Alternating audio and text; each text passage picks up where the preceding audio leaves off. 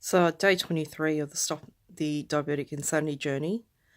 Again, it's been another emotionally challenging day. And, I have to be grateful. I could have come out of this a lot worse and just been, at this time of night, just being sort of seething in rage and self pity like I normally do. But no, it wasn't, I decided not to do that. I spent a full 4 hours in class today at work. Normally, it doesn't quite. It's not quite that long, and this is my last week of work, and I was really looking forward to it being quite a relaxing day, and it was anything but, unfortunately. Um, and then it was like the long, arduous 2-hour trek back home. So, that had its frustrations, as well as some very, frustrating blood sugar readings today, which were a little bit turgid. And I know that's from my insulin resistance and from feeling a bit stressed.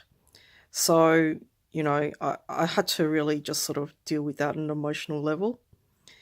But, I came home and I just decided I would try to just de stress myself.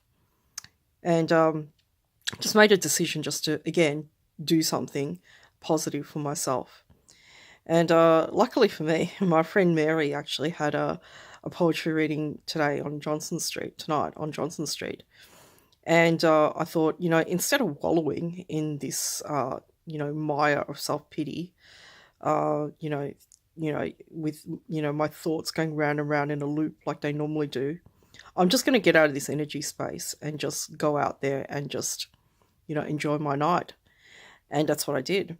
And, I have to say, not only was it amazing, it was also inspiring. My friend Mary is she's so precious, and I love her to bits.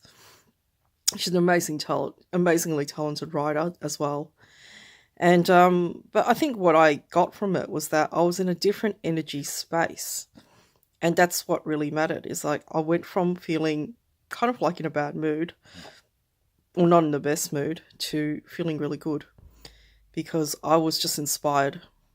And, in the past, I would have just sneered at, being part of a scene, like a poetry scene. It's like, for me, in the past, I would have equated it with dinner theatre or something equally as tacky.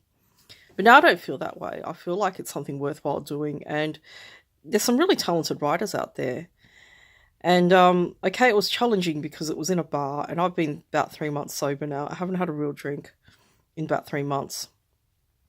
I haven't been drunk in 3 months, But it wasn't that kind of night, and it just positively reframed that experience for me. So instead of just basically just getting pissed, there was another thing going on, which was just people being creative and sharing their talents and supporting one another in a positive way.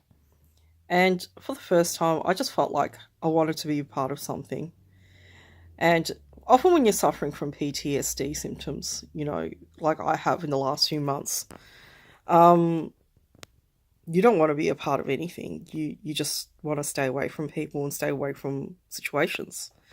But this is the first time I felt like, yeah, I wouldn't mind giving this a go. So I think in the next few days, I'm going to look at joining different writers and poetry nights and poetry groups and seeing what I can do to get back into that kind of creative scene, creative um, groove, for myself. And just seeing how my life can flourish, at least that arm, how that aspect of me can flourish in a different environment. That's what you call positive reframing. So, that's all part of the journey as well, is how can I transform myself and just reframe my old habits, reframe my old thinking into something different. Because it all adds up in the end, to create health. So there you have it. That's another part of the journey. I have to go to bed. I have to get up at 5 a.m. But yes, I'll do another video tomorrow, and I'll discuss something else. Good night.